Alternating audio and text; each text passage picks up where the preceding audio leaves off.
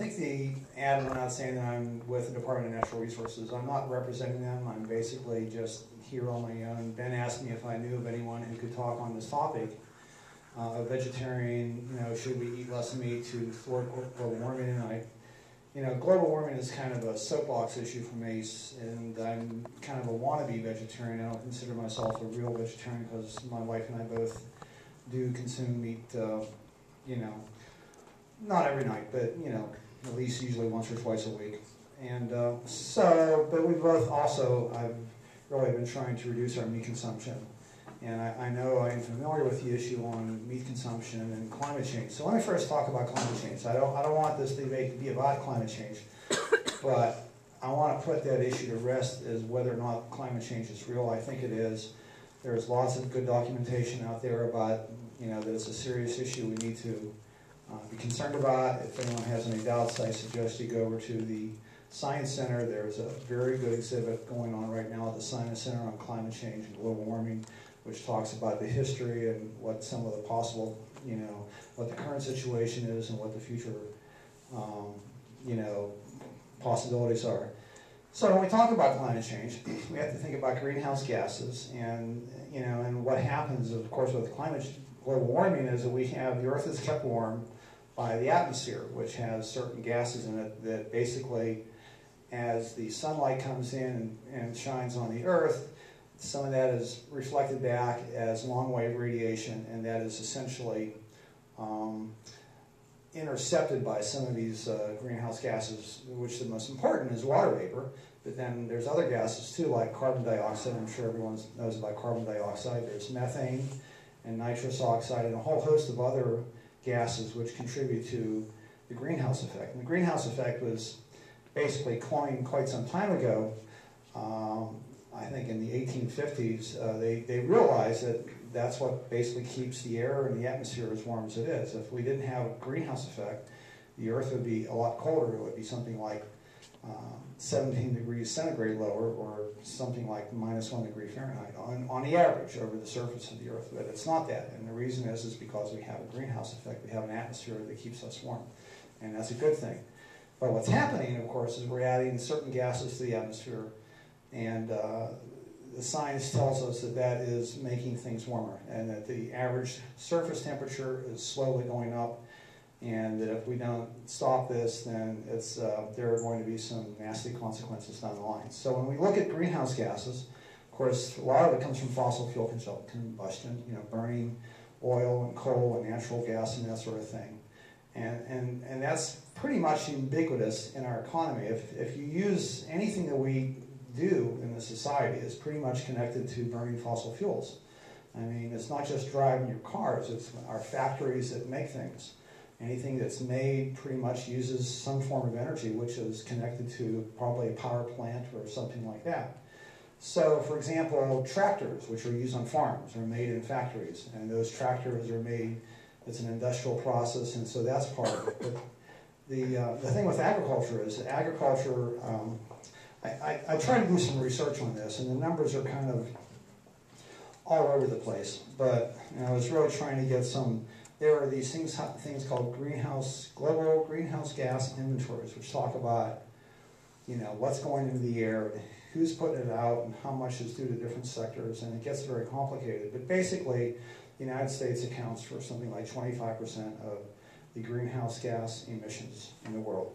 And that amount, I have one article here, this is a greenhouse gas inventory, and it says that agriculture sector, now this is not just me, but all of agriculture is responsible for about 6% of total U.S. greenhouse gas emissions. So 6% of greenhouse gas emissions is due to agriculture, because there's a lot of that's involved. And the primary gases that we're concerned about in agriculture is not really so much CO2, but it's methane, which is CH4, and also nitrous oxide.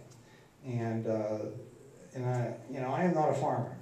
I'm sure my opponent here knows a lot more about farming than I do, but there's, of the numbers, and here's the numbers, 419 teragrams, whatever that is, of CO2 equivalents. So this is all in terms of carbon dioxide. And that's the 6%. Of that 419 teragrams, 196 is from 196.8 is from CH4 methane, and 222.5 is from nitrous oxide. And the CH4, most of that is from what's called either enteric fermentation, is 140, and manure management, 49.5. So, and then with nitrous oxide, most of that is in terms of what's called agricultural soil management, which is basically adding fertilizer to soil. And that's sort of complicated too, because we know that when we raise livestock, of course, they either do one of two things. They graze, which is cows, they graze quite a bit, but a lot of cows are sent to feedlots to be fattened up, and then they're fed grains which are grown on farms. And those grains are usually either corn or soy. And to grow that corn or soy takes a lot of land area and a lot of energy to produce those corn and soybeans. So that's part of the input into this process here. And I found one very interesting article on, I only have 10 minutes here, so diet, energy, and global warming. This was an article that talked about, this is a very good article. It's really the best I found, talking about diet. Who wrote it?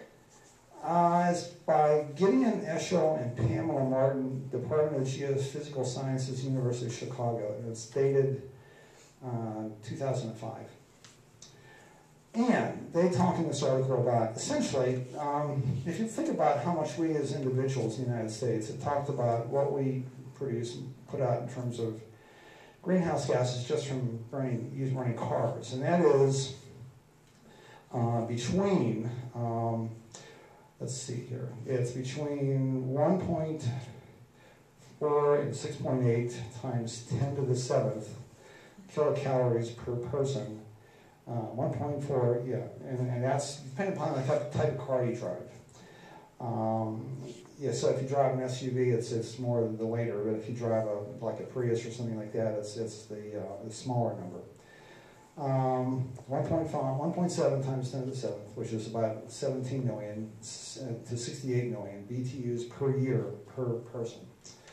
So that's for personal transportation. For food, they calculated that the average American uses 4 times 10 to the 7th, 40 million BTUs per year for food consumption. And that, again, is dependent upon a diet. And they compared various diets in this paper. And they had various diets that they looked at, including lacto-ovo, what they called the mean American diet, fish, red meat, and poultry. And they compared all those diets. And they basically concluded at the end of this paper, just to make a long story short, that the vegetarian diet, if we all did that, and we would be using somewhat less,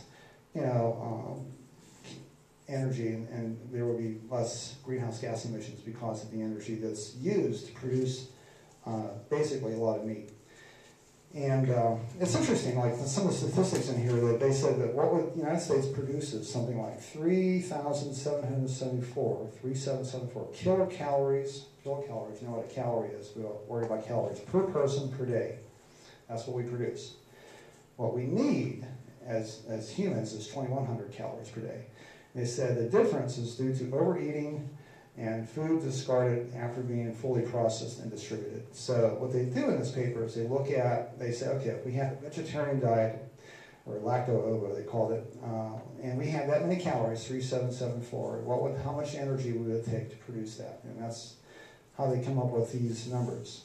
And I'll say again, I think these numbers, I'm not going to say that they're absolutely correct, because I think a lot depends upon who's doing this type of thing and who's slicing and dicing the numbers. But when you think about it, you drive through Illinois, you see all the corn that's grown there and what it takes to grow that corn. Most of that is fed to animals. And 30 seconds, thank you. And so there's a lot that we do to grow and raise meat in this country. And certainly there are energy implications and greenhouse gas implications for that. So I think my time's up.